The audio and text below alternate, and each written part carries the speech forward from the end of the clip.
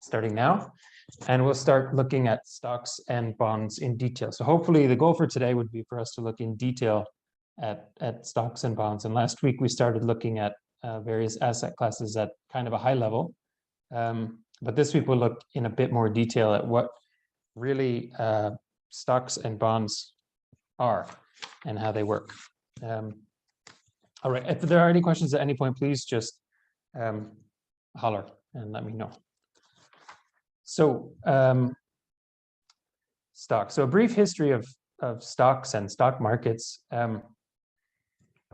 It was, I don't know, I guess about 400 years ago that stocks really had their beginning, and they had their beginning in the US in the 1790s.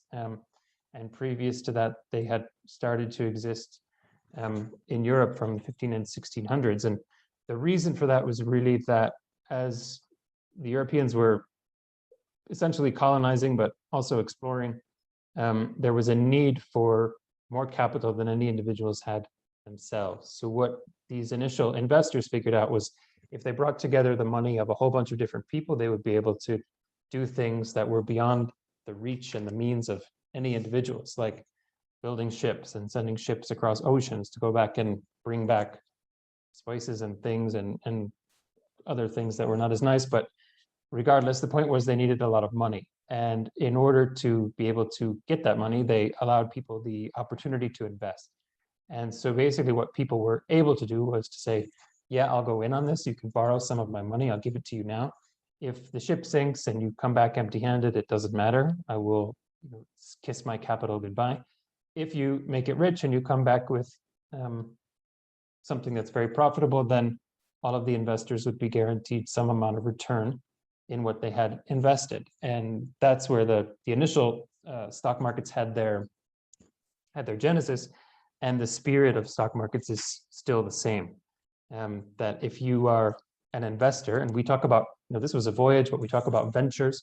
If you invest in something, there's a risk that you will lose all the capital that you're investing, but at the same time, there's also the potential for immense return if the people or the company that you have invested in is successful and becomes successful.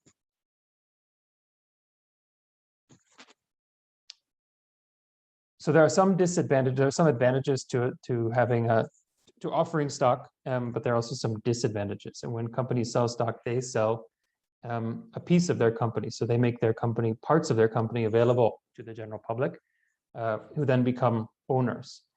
And they become owners by buying that stock from the company in the process that we talked about last week, the IPO process, and then additional sales of stock.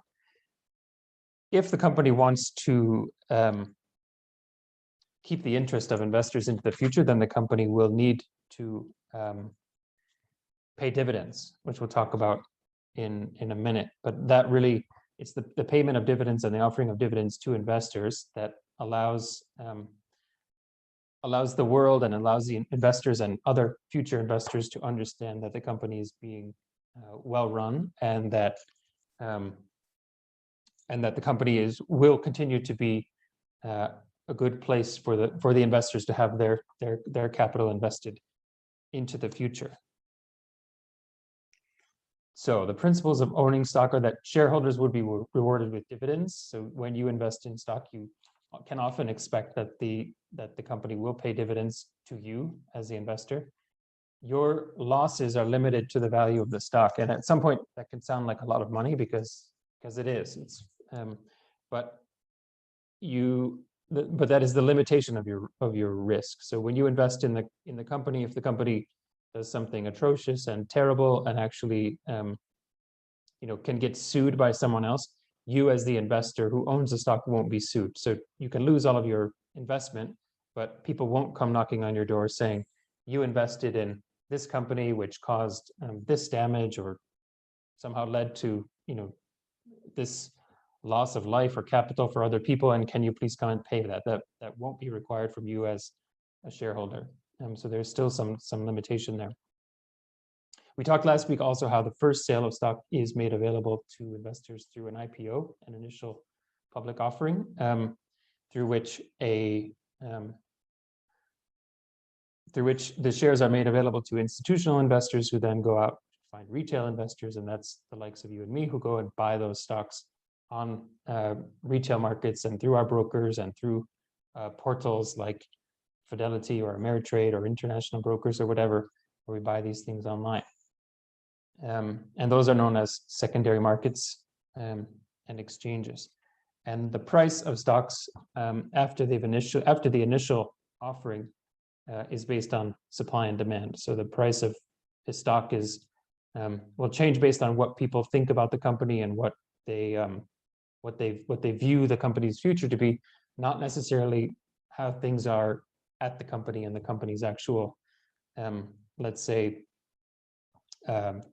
balance sheet or actual valuation. So to buy and sell stocks, exchanges will take place between a buyer and a seller. And again, you can go online and you can buy stocks and sell them at your leisure, where the company really has no involvement. The company, whose stocks are being bought and sold has no involvement in that transaction.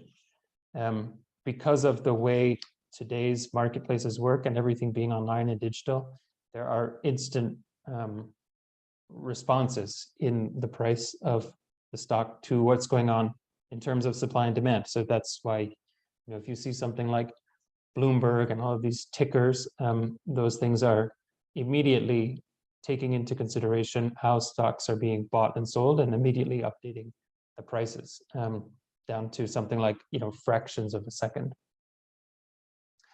You can buy, any investor can buy an individual stock, or you can buy stocks that are made available through mutual funds or ETFs. And we talked about that last week also, that stocks are available, and they're available in these various packages and through other brokers. And then dividends. So we also spoke last week how there are two sources of revenue from owning a stock, two ways in which stocks can, let's say, I don't know about make you rich, but at least how they can lead to increased wealth. And one would be the appreciation of the value of the stock itself. So if you buy a stock and it's worth so much this year, and in 2 years it's worth more, then there's the obvious appreciation in the price of the stock.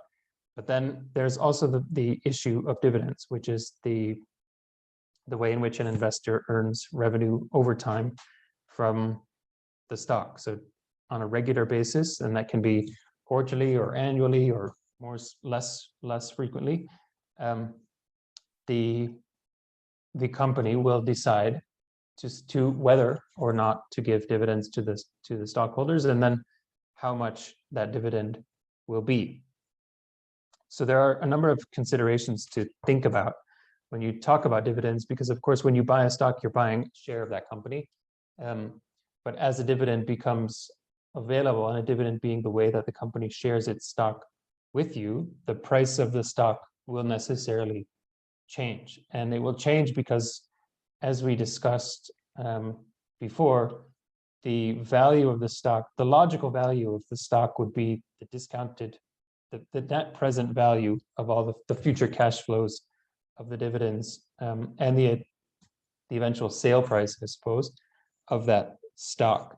So as a company announces that it will give a dividend, you can expect that the price of that stock will change, because suddenly the investor knows that on a certain day in the future, a dividend of so many cents or so many dollars will be made available to the investor.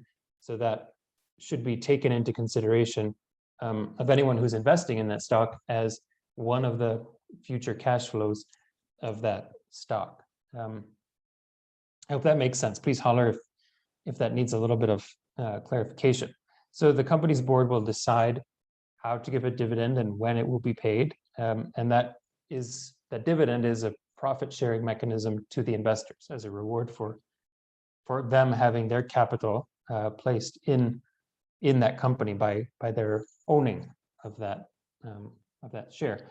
So there are a number of dates that come into play when dividends are announced. There's a declaration or announcement date. That's the date on which the company directors say that there will be a dividend coming in the future. There's the record date, and the record date is the date on which the company says they determine who will be paid that dividend, when they say who those shareholders actually were, who deserve that dividend. There's the ex-dividend date, which is the date on which the dividend no longer applies to the stock price. And that ex-dividend date is the first date on which buying the stock will no longer allow you the opportunity to receive that dividend. And then there's the payment date, which is the date on which the payment is actually distributed to the shareholders. So just to give a brief example of that, let's take this hypothetical example. So on July 21st, in a particular year, a company decides that they're going to give a dividend, and they announce that, and that becomes public knowledge immediately. So you can imagine that as that becomes public knowledge, that at some point in the future, dividend of so many cents will be paid, that stock price will automatically jump or not, based on what people had maybe expected, what people had expected would be paid by the company.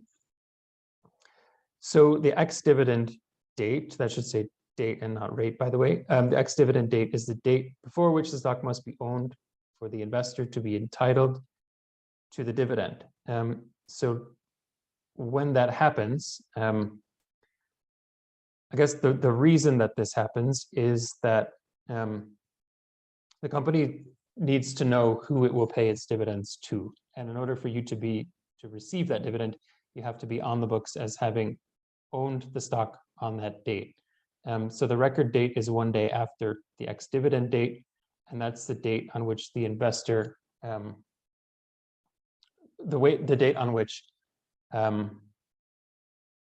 last date on which you would have the opportunity to receive the dividend when owning the stock. And then there's the payment date, which is the day that the money actually is paid out, but that's somewhat later. So this would have an effect, of course, on the payment, on the stock price, because if you buy the stock on the ex-dividend date, then that means that you would no longer be entitled to that dividend. Whereas had you bought that stock 1 day earlier, you would have expected to receive that price plus the amount of the dividend.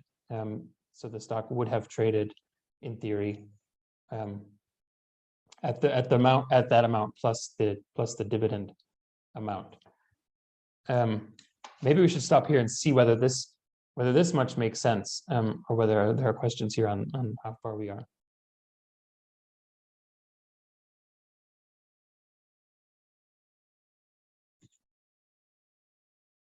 All right. So there are a number of, Ralph, this is good. Okay, thanks. There are a number of formula that are used to calculate the quality or the amount of dividends and all of that. And I'm not going to go into too much detail here, other than to say that these are ways that people will use to evaluate the amount of dividends that a company is paying, and thereby later, let's say, the type of stock that's being bought.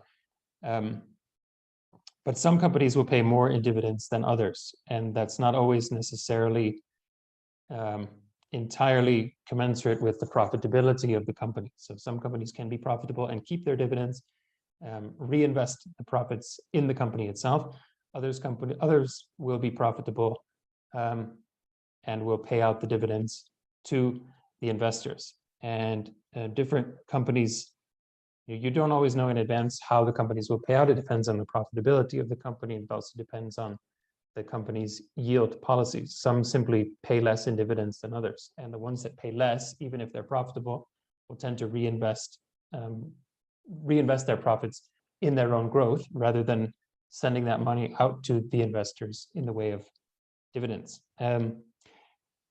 There are some important considerations around dividends, because if you receive dividends can be taxed differently from the accumulation of the wealth in the price of the stock. So if you say that a company is growing and thereby the stock price is also increasing, or the stock price increases as a reflection of that, and you buying that stock and then eventually selling it, accumulate your wealth in the difference of price from, you sold it for more than you bought it for some years before.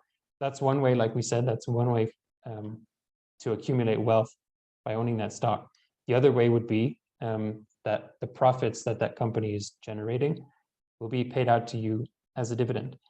And it depends a bit on, if you're a super serious investor and you have a lot invested and you're making quite a bit of money, whether it's off the accumulation of wealth as the price of the stock or whether it's off the dividends that are being paid to you, there are some tax implications there, because different countries will tax dividends differently than they will tax capital gains. So if you, at least let's say in the US, if you buy a stock and you sell it later, then you are kind of on the hook for capital gains taxes. And dividends can be sometimes, which are less in the US at least, than income taxes. And dividends can be taxed, ordinary dividends can be taxed at the rate of income, meaning that in the US, you might be happier to have to own a stock that pays less in dividends and that just appreciates more in value because the company continues to do a better job, and thereby there are more people who want to be owners of that company, and therefore the stock price increases because of increased demand to be shareholders of that company.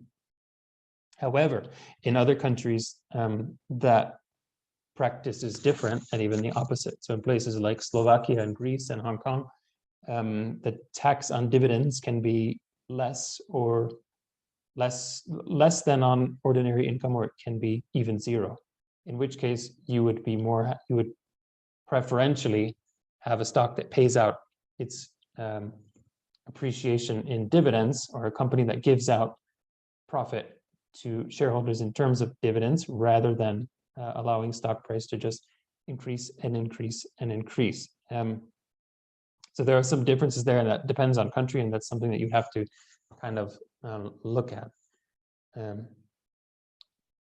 Yeah, okay, so that's, I think, enough about dividends and the fact that companies pay out rewards to their shareholders in terms of dividends. Now, if you receive a dividend, of course, that means you have cash, and that cash you can do various things with. You can either reinvest it into more shares of the same stock, or you can invest that somewhere else in your portfolio eventually, whether into other types of stock or into other types of securities or assets like bonds or real estate or whatever.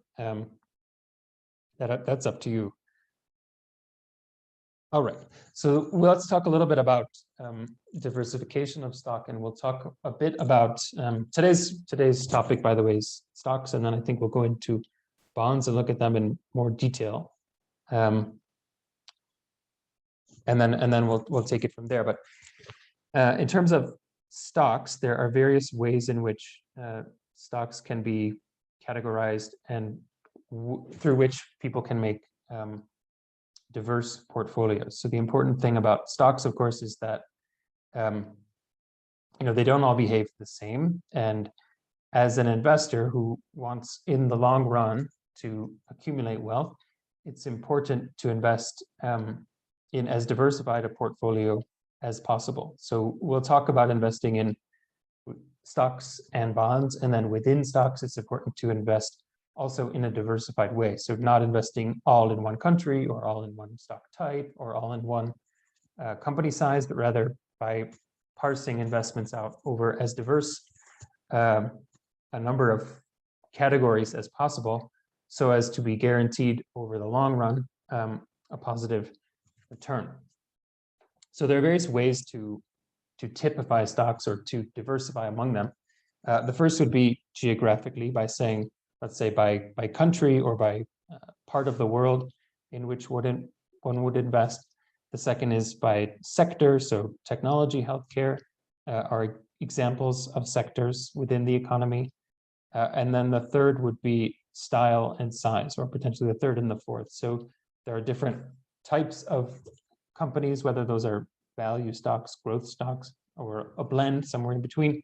And then there's large cap stocks and small cap stocks, and let's say mid-cap stocks, and we'll talk a bit in a minute about what we mean by that. So first, diversifying geographically.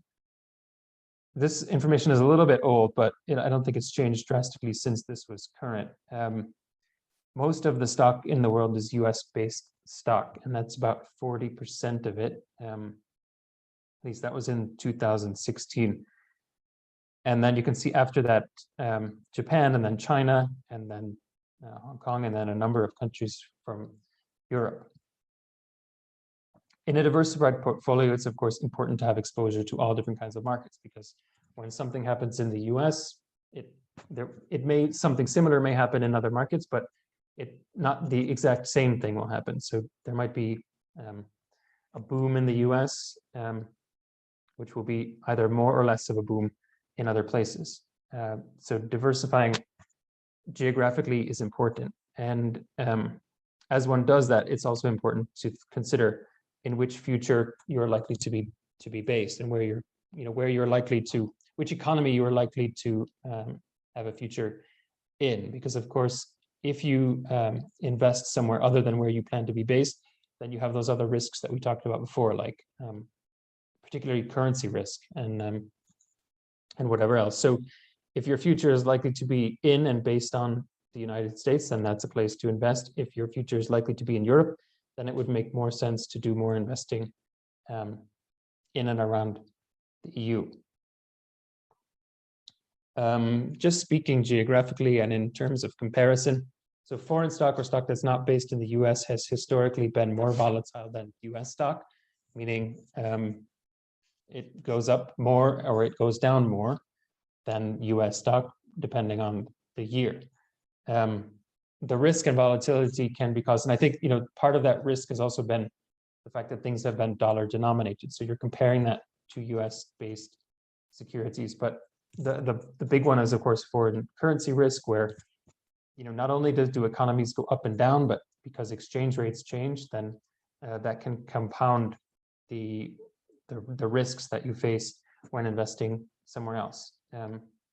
Political risk for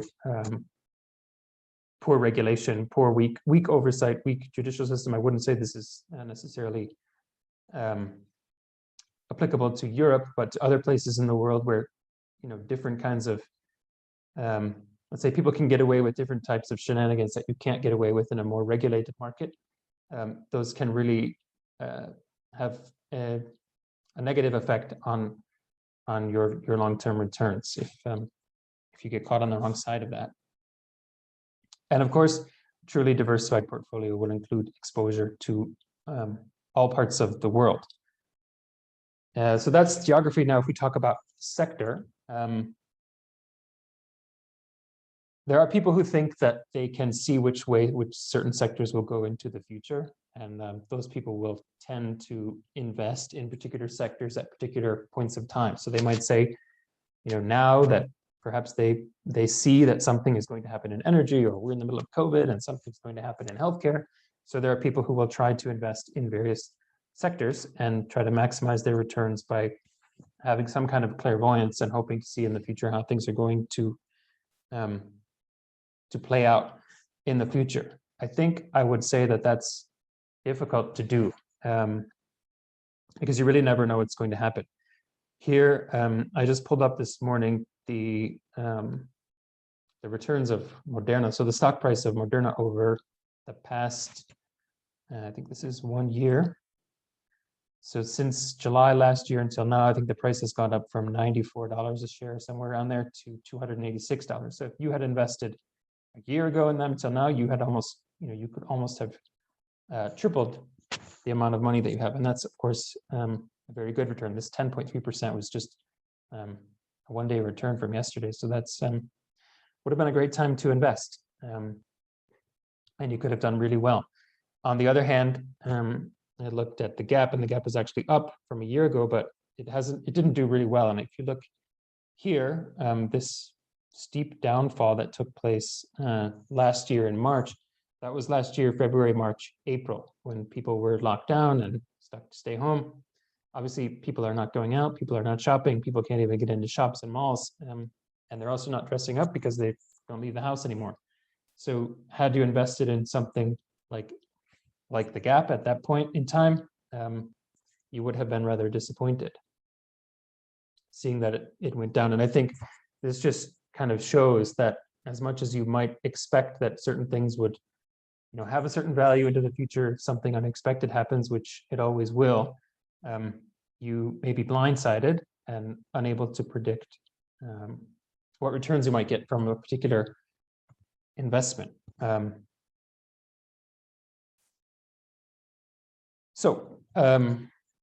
Yeah, that just to say that I think various sectors do better or more poorly based on things that happen.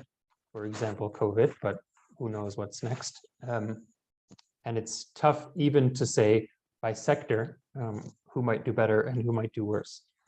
And then beyond geography and beyond sector, there's another way to categorize stocks, and those are by their size and by their style. In terms of style, companies are categorized by being growth stocks, so-called growth stocks, value stocks, or blend, which is somewhere in between. So stocks that are expected to increase in value, that they're going to grow, they have really strong cash flows up until now.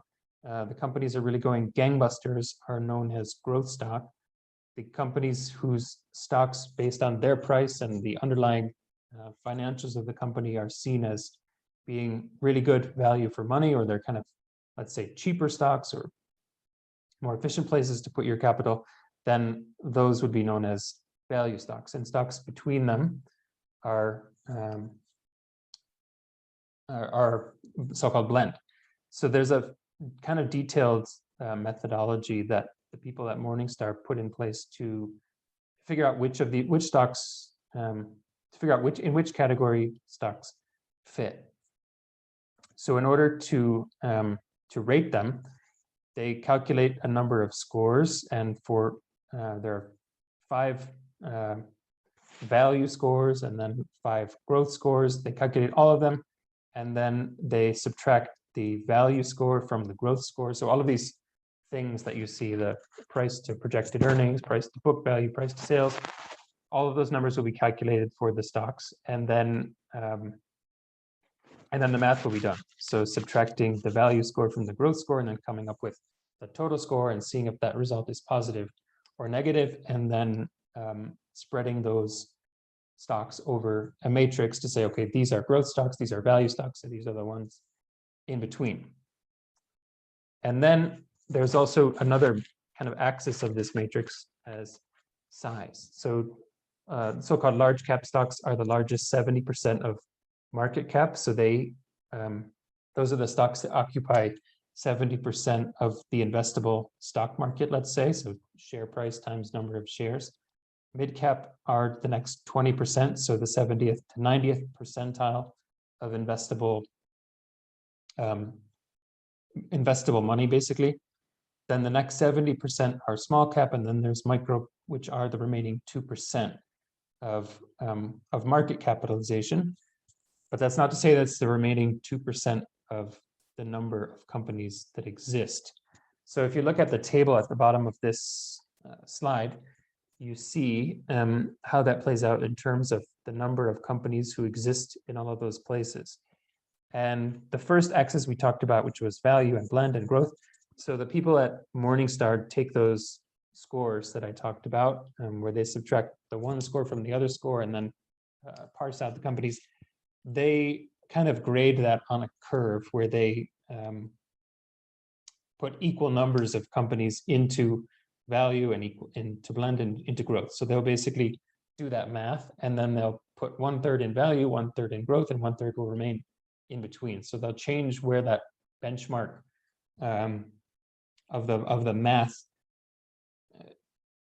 where the boundary is, let's say, between value and blend and between blend and growth in terms of their scoring matrix. But then on the other axis, so large, mid, and small, that is the 70%, 20%, 7%. That's the rule that's used, and you can see here that even though, let's say, micro, for example, even though that's only 2% of the market capitalization, that's the overwhelming majority of the number of companies who are on the stock market and investable. And the reason for that, of course, is that there are very few companies. There are a few companies who are huge and who find themselves in occupying most of market capitalization. And then as you go to smaller and smaller companies, there are more of them, but the amount of market capitalization that they have is tiny in comparison to the big fish, or the large cap companies. Yeah, so those are two more ways in which to say you can have a diversified portfolio. So we've seen kind of, I guess, four or five different types of ways to disaggregate, or ways to make sure that you are investing stocks in various places. So that's geography, sector, size, and style of the company's attributes. Are there questions up until now? Where did you get information for the companies? Like, which website did you use? For which one? The slides, Moderna and the other ones? That is Yahoo Finance. Yahoo Finance. Okay, that's Yeah. cool. Thanks. And Yahoo, it's just so simple to look on there. And if you click on Yahoo Finance, then you can click on this graph and you can go into detail, and it will show you how the stock price changed. It will show you whether there have been any dividends paid, stock splits. Oh, that's up and awesome. down. Yeah. Shows you tons of information. It's quite interesting. Okay. Any other questions?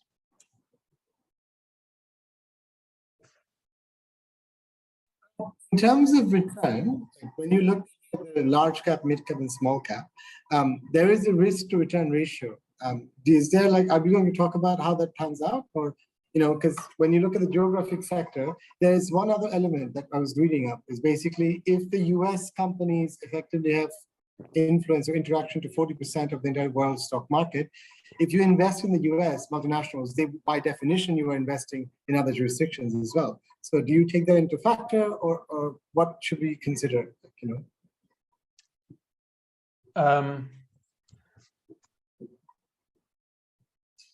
Well, I guess the second part of, say that again. What's the first part of the question, Cousin? So given the fact that the US effectively has about half of the world stock market is values based in the US, and there are lots of large US multinationals who operate in different jurisdictions. So if you can actually, if you want exposure geographically, instead of trying to invest in emerging markets or say investing in one region, if you invest in the US, you by default of the breadth of the market, you get access to this, right? You effectively invest in the whole world. Now, but does that have an impact on your risk, or does that, should we take into factor?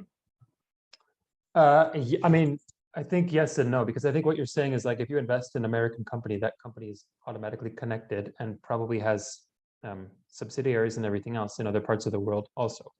So it's, even though you're investing in a US based stock or a US company, you're not really isolated from the other things that happen in the rest of the world, whether that's increasing or mitigating your risk, you don't know, but yeah, regardless, it's all connected. So that will have a kind of a neutralizing factor, I guess, or a mitigating factor on your risk. Okay. Yeah, but so if I invested in, say, I don't know, some Middle Eastern companies, so over there's a lot of political risk, regulations are not the best in the world, but if you invest in a US company who does investment in, say, ExxonMobil or whatever, who has business in the Middle East, is there any justification to believe that because you invest in Exxon, they have better governance, or is it just all a show that underlying, you really have no idea what's going on at the local level? So you can either invest in the regional stock market. So you can invest in Saudi Arabia stock market, hypothetically speaking, or you can invest in companies in the US which does business in the Saudi Arabian market. Right. Now, if you invest directly in the Saudi Arabian market, there's lots of dodgy, hypothetically dodgy governance structures, whereas the US governance structure seems to be better. So does that, should we take that into factor? I don't know. I mean, these are, it's a different way of looking at stuff, I guess. Yeah, I don't know. I don't really know if I know the answer to your question, but I would say that if you're investing in a company if you're investing in some place in a company that is listed on a US stock exchange, then you would have the assurances that it has gone through the hoops that it has to go through, like with the SEC and everything else, the Securities and Exchange Commission, to get all the vetting and the due diligence and meet all of those legal requirements. So to me, that would make me feel quite a bit more, if it were the same company, I would feel much more comfortable about doing that than about investing in some other place. Okay, I knew less cool. about.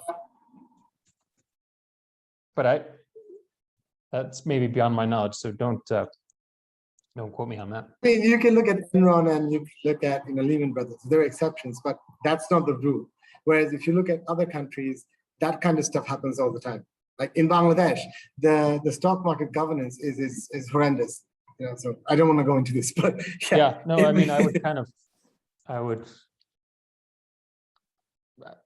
yeah, like I said, that governance risk, there are strong upside potentials sometimes in emerging markets, but at the same time, it can be dodgier and a bit more the Wild West, right? One other thing is capital restrictions, right? So everyone cannot directly invest in these stock markets, right? So as a Bangladeshi resident or Bangladeshi citizen, I have capital restrictions. However, if I have income in foreign jurisdictions, I can restructure them. Now, I think that's something that's quite important, because I don't know whether people are subject to capital restrictions or not. Maybe as a US citizen, you don't face this problem, but if you are not a US resident, if you are, I guess, from anywhere in I don't know, in different jurisdictions, like say, I don't know, Kenya or maybe South Africa, they might have capital restrictions, so you might not be able to access this. So it might be worthwhile. So are you not able to invest in international stocks? Officially, no. Yes. Oh, really? I can because of the structures that I've built in, but officially I can't because of capital restrictions. Really? Lewis and Ralph, what's your situations? Do you know? If you don't mind sharing. I mean, from what I understand, depending on where you're living, I mean, with this online world, I'm able to invest anywhere. But I guess it's a question of if I'm in Europe, I'll be subject to tax payments here in Europe, not in Zambia, unless I take that investment back to Zambia. I don't know if there are additional restrictions on how much capital investment I might be able to make here in Italy, for instance.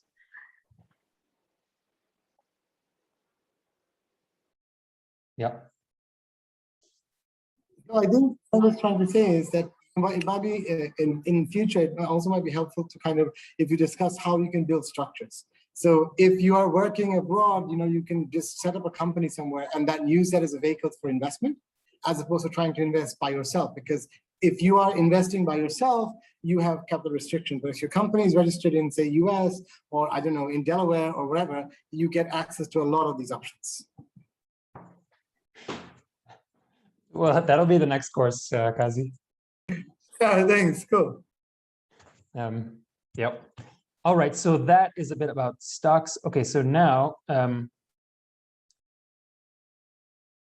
yeah, I mean, the point of the lesson is that you really have to be careful and not expect to know everything. And you can see all over, a quote from Whitney Houston. She says, "How will I know?"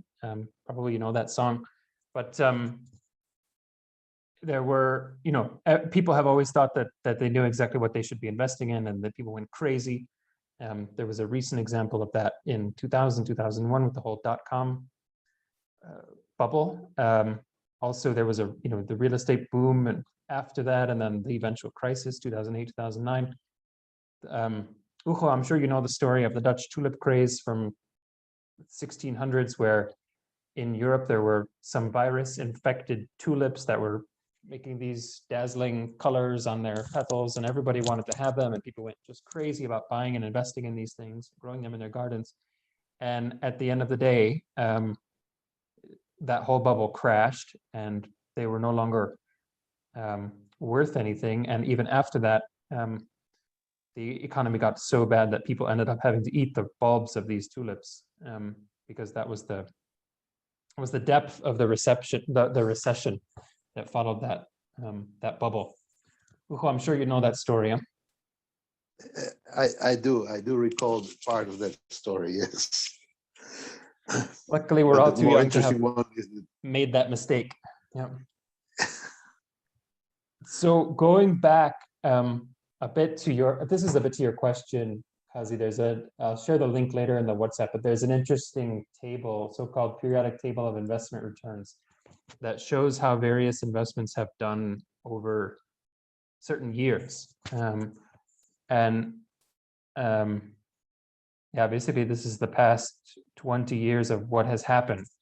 And you can see how things have changed. You know, what was hot in one year is not necessarily the hottest in next year. And you can also see how in some years, some things, you know, almost everything did really well. And then in other years, almost nothing did well at all. So if you look at, let's see, the one that goes back a little bit further is maybe a bit more interesting, but let's look at a year where, let's say 2018. In 2018, almost no stocks did very well. And in 2018, the best thing to have held would have been cash equivalent, which was the only thing that would have yielded a very positive return. Whereas the year before that, emerging markets would have yielded really strong returns at over 37%. And if in 2017 you had said, wow, that, you know, that was really the ticket to success, I should invest in that again, you know, the next year you would have found that you would have lost almost 15%. And then the year after that, it would have increased. So things shift and things change. And what is really good in one year will not necessarily be what's great in the following year. If I may, I think there's this potential belief that, you know, when you look at something prices going up, people have a tendency of buying it. And, you know, it's just being caught out by the market. And then the next year, the prices drop and you panic. But then you start selling, as you said earlier, you know, in terms of when to buy and when to sell. If you're holding it for investment, you just have to stick with the goods and the bad. And I think that's the most difficult part. You know, it's keeping your emotion out of this. Yeah, there's also a quote who, I think Warren Buffett quoted it, but it came from someone else before him who said, buy when there's blood in the streets, which really meant like buy when. No, when there's blood on the streets, buy property. Exactly. Yeah, I mean, what it really means is that, I mean, that sounds graphic, but what it really means is when things are going really bad, when people are dumping things because they have panicked and they're losing faith, that is the time to buy, because that's when the price is low and is likely to go back up. But yeah, I mean, in really good years when the economy does really well, that everything will, in general, be positive. And in really shitty years, then things will, in general, be poor. But within that, there's a high degree of variability that you can't predict.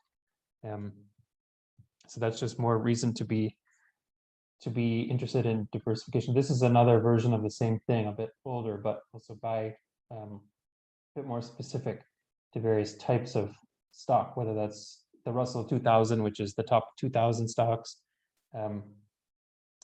S&P 500, we know what that is.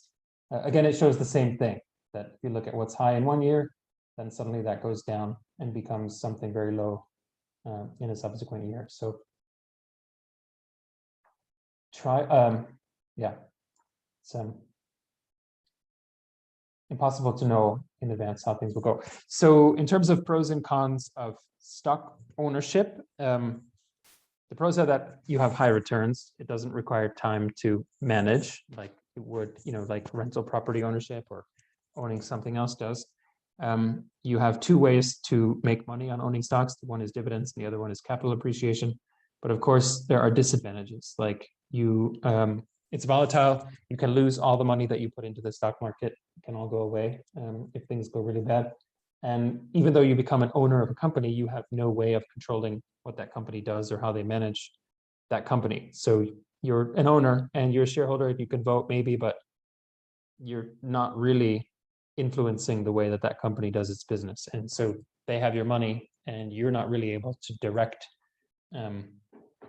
how decisions are being made around how that's invested. So you entrust that money literally to the managers of that company and then hope that they either pay dividends or do a great job so that more people want that stock, and eventually you can sell that stock at a higher price than you bought it for. All right, so we talked a bit about this last week as well. it's easy enough. Kazi, I don't know the situation about being Bangladeshi, but generally it's easy enough to buy and sell a stock in some online platform. You don't need a broker like you might have needed some years ago. Buying something, I think Interactive Brokers is the one that's most accessible for non-US people and whatever, but you can open an account and you can go on there and you can put your cash in, and then you can decide which shares of which, either individual stocks or Interactive ETFs or mutual funds. accounts. Say again? What's the name of the website? Interactive Brokers. Interactive Brokers. Thank you. I don't use it, but I know people who do, and I know that it tends to be, for US people, Fidelity, Vanguard is the way to go, but I think Interactive Brokers is also very good for people who, at least for Europeans and others. I know other people who use it, and it's good.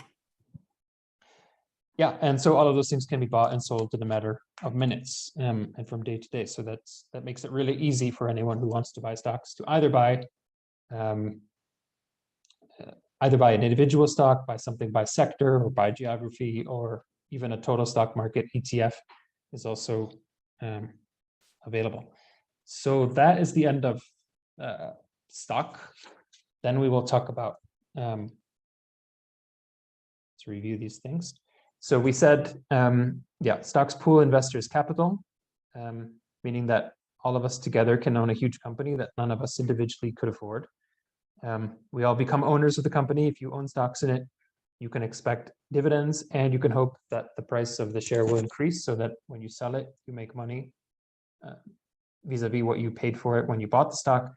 And then stocks tend to yield higher returns than other types of investment, but they're more volatile. So if you're expecting high returns over 20 years, it's fine. If you're expecting that between now and next year, you can't bet that you will get high returns each and every year, because it's just more volatile. And then, the upside of stock ownership is unlimited. The downside is limited to your investment, and the investment that you put in. But that is still a limitation. So you won't lose more than you've invested if someone eventually sues the company of which you are a shareholder. So that's the end of our view of stocks. Let me ask again if there are any questions until now, or else we move on and we talk a little bit about bonds.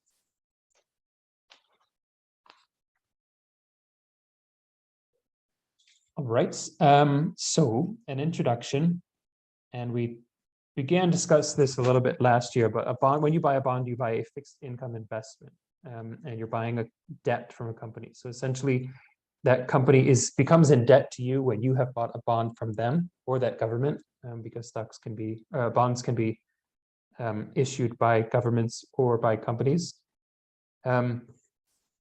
The bond will pay you both an interest payment. Generally, they'll pay you both an interest payment, and there will be the par value or the face value of the bond that will be paid when the stock reaches its maturity date. So you can have a $1,000 bond with a coupon, a certain so-called coupon rate, which is the amount that's paid over time. That will be broken down into a number of payments per year, often 1 or 2, but it could be more. And then eventually at the end of that bond's life, the total amount, its face value, will be paid to the person who holds it. So once a bond is issued, it can be traded just like a stock, although the factors influencing its price are different, but they can be traded just like a stock, either as individual securities, or they can be lumped into different types of mutual funds or ETFs or other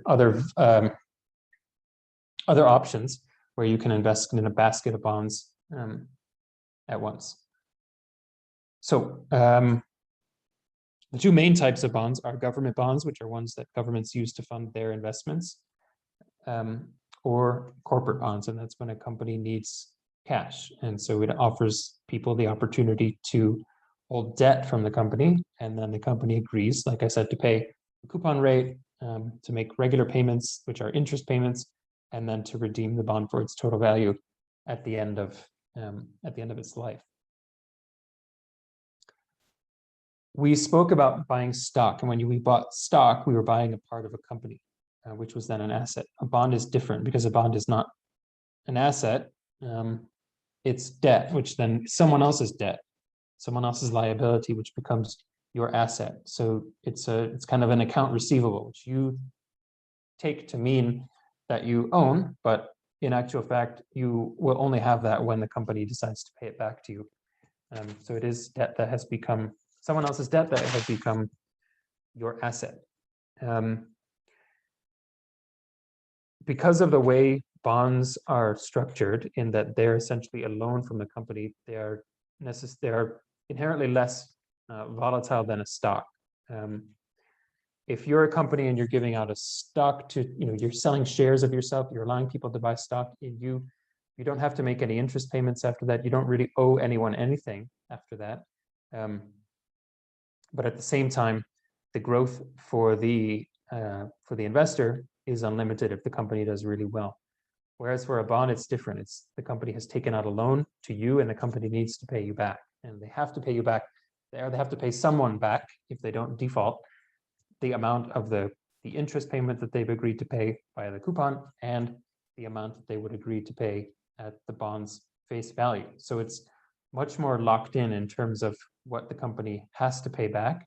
But at the same time, there's a limit to the company's responsibility to its investors, and it knows exactly how much it has to pay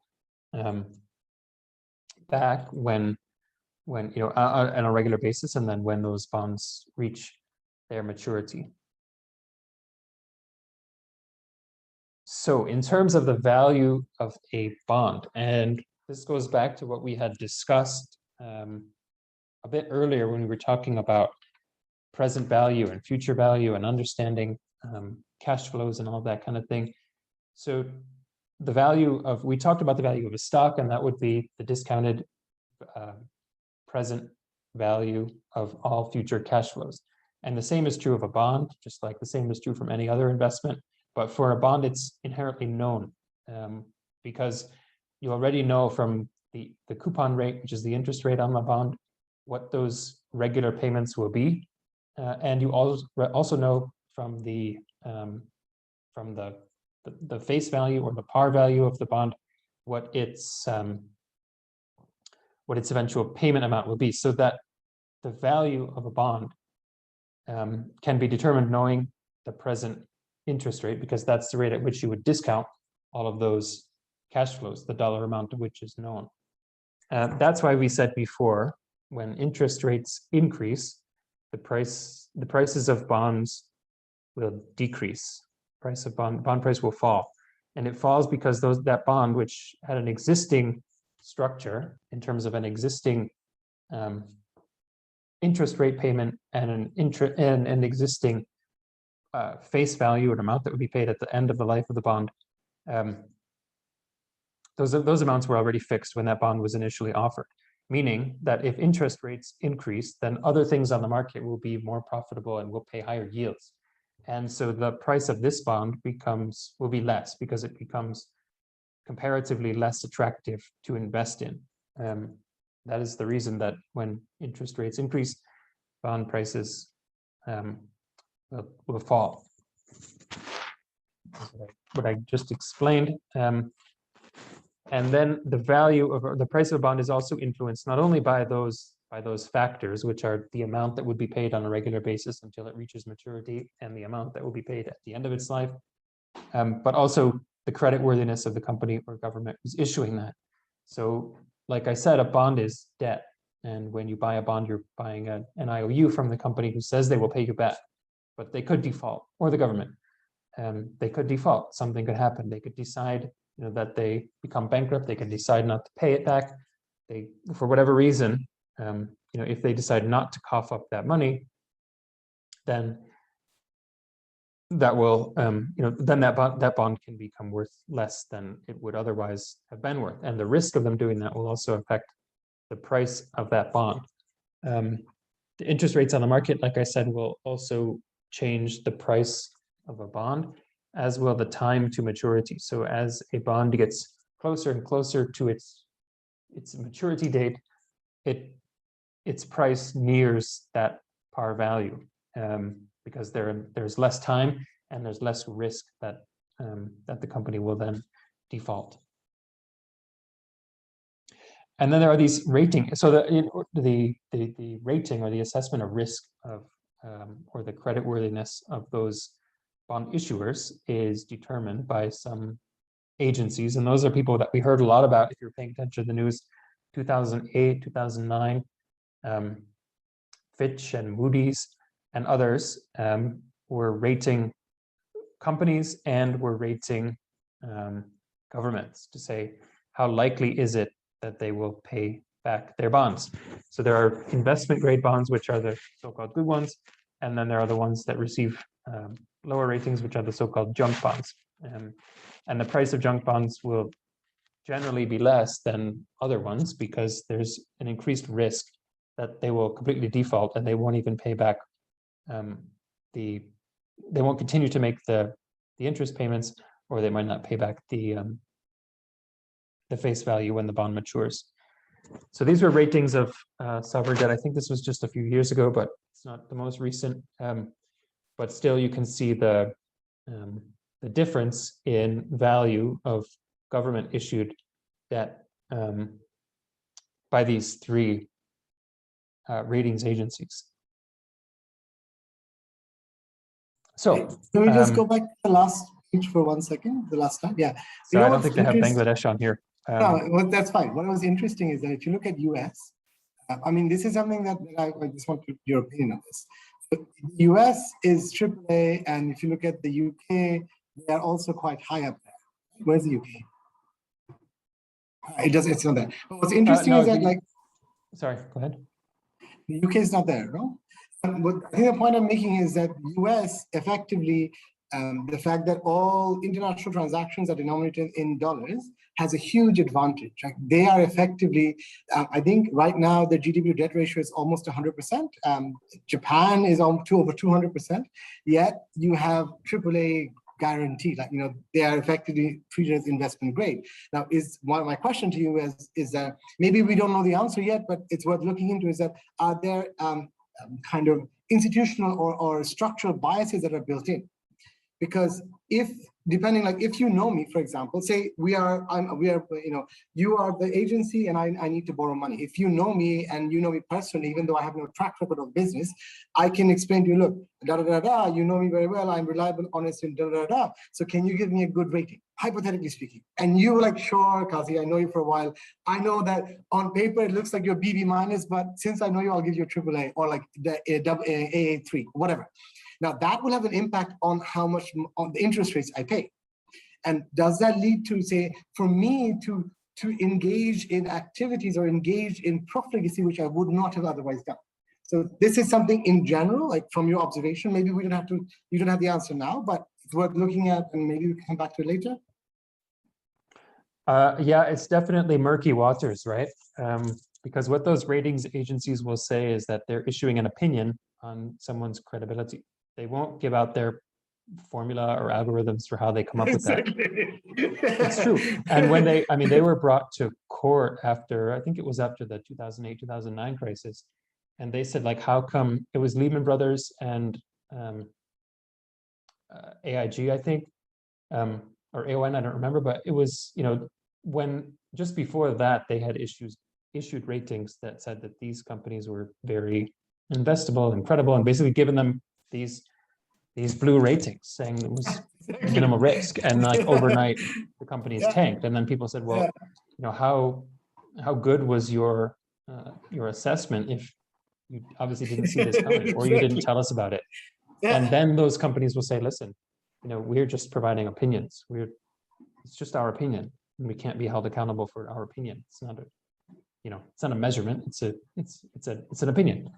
And that's how they'll get off. And you're exactly right that, you know, it's a bit like the fox minding the hen house or whatever they say. Like, all of these people are all connected also, particularly with the private sector. So yeah, I think the point is that if we are aware of these structural biases, it might help us to identify risks. That's all I think what I'm trying to get at. We should not take everything at face value. All of these numbers that are put there might be certain I guess, issues or certain kind of flows of information that is going on, which we are not privy to. So given the fact that as retail investors, we have really access to limited information, we need to be wary of these numbers and then these projections. That's all. Yep, for sure. Yeah, so let's see. Yeah, so contrary to stocks, bonds are debt. They're called fixed income investments because you know exactly what that coupon rate will be or the regular interest rates will be on those investments. They're less volatile than stocks, and both the upside and the downside risk is less, so they tend to be more stable, and thereby they also tend to yield more consistent and more conservative returns. When interest rates rise in the market, then bond prices tend to fall. Fixed income investments are a key component of a diversified portfolio, and we'll speak more next week about all of those issues of diversification and asset allocation. There is a risk that the bondholder or the issuer of the issuer of the bond will default and not pay. That can happen. That, I think, was where we wanted to leave it for today. Time has really flown. Let me stop sharing my screen and ask if there are any comments or any things that we would all like to discuss.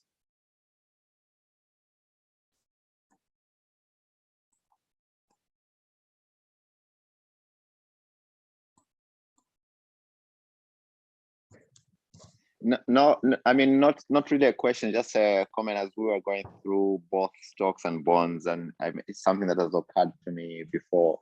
It's like to really earn a very good return. Obviously, you have to invest, as you said, long term, but additionally, that it's very difficult to be a passive investor in stocks if because you end up wanting to speculate and put all this money everywhere and make a quick buck every so often. So just something that occurred to me.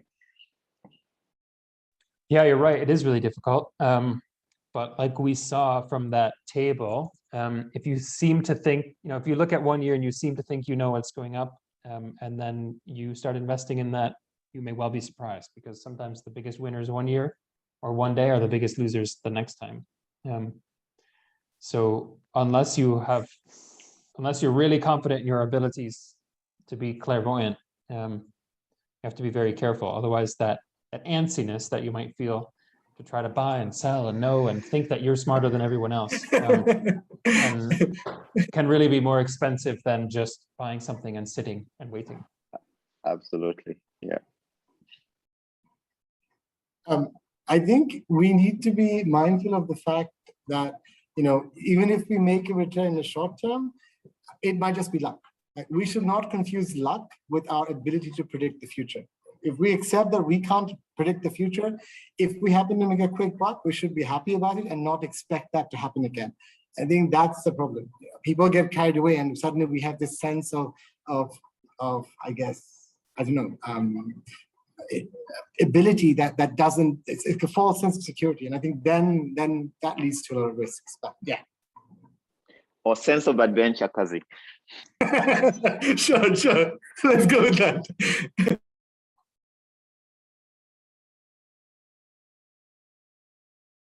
Ugo, Lewis, any comments? Yeah, no, Daniel, I haven't optimally followed because I'm on the road, but yeah, it's been helpful. Thanks. In your experience, what are the issues that you have to watch out for if you're approached about investing by third parties? Is it something that let's say if they propose something to go and check it up on Yahoo Finance, or how do they make sure that you don't step into the wrong boat? Yeah, in my experience, so I think I think you would have to ask the question, you know, say someone comes to you and they will often come to you and say, I'm a financial advisor and I know this much about this and I know exactly where you should be putting your money. The question you need to ask them is, you know, first you should be asking them, what are they charging? And, you know, what are all the fees that they are charging you for their advice? What are the fees that the company that they're working for will charge you? If they are putting money in a fund, then what are the fees on those funds? And then if those funds contain something else, what are the fees on all of those things? That combined with what are you being asked to sign up to in terms of a commitment? Like, are they charging you something and then you have to remain committed to them to invest so much money over so many years or whatever else? Because those are all things that you would want to know. And then you would want to know what they are actually going to put your money into and how they know that this is going to yield a better return than something you could get yourself. I think that, you know, asking all of those questions and making sure you understand all of that is one thing. And then you would also want to think about what is motivating this person who is trying to sell you something. So ideally, if Right. you want to invest, you know, for your future, you will find someone who is willing to be paid a fee to provide you with advice. And whether that person, you know, is the person who kind of manages your money by putting things in an account, or whether they just give you the advice and then you log on to these portals and you do that yourself, that doesn't matter so much as long as you know exactly how this person is being incentivized and commissioned. And in the US, at least, there are pretty strict rules about someone being a so-called fiduciary, which means someone who must operate in your best interest, regardless of what they're providing, regardless of the advice that they're providing you. But in other markets, I don't know that exists, and I don't know that you could even trust that person. So I would say, I would strongly advise against giving anyone else control over your money. I would advise against committing to provide a certain amount of money for a certain period. There's no reason why you should have to do that. And whoever is providing you with so-called advice should be able to tell you what all the fees are on all of the things that they are, on all of the levels of investment, you know, where that is. So I don't know if that helps, but I think I would look out for all of those things. And I would not trust anyone who comes to you cold calling saying, hey, I've got this great idea. Can you invest in this or that or the next thing? Because really, and what we'll see more as we go further into asset allocation and diversification is that adopting a kind of mathematical and patient approach to putting money in different areas, whether that's stocks and bonds and some other places, over time, and just making sure that you maintain an adequately diversified portfolio is the best way to achieve your long-term goals. And I think the advice that you should rely on is for someone who can say, you know, someone who knows the ins and outs of local tax situation, someone who can understand, you know, where you are at a particular age and living in a certain place, and if you want to move to a certain place or save some amount for the education of your children at a certain amount of time.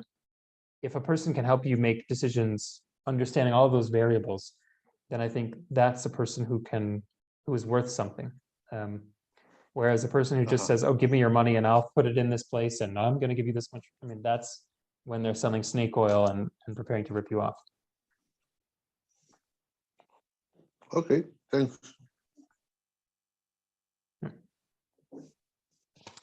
All right. Any questions, any comments, any feedback before we go? Thank you very much. It was very helpful. Okay.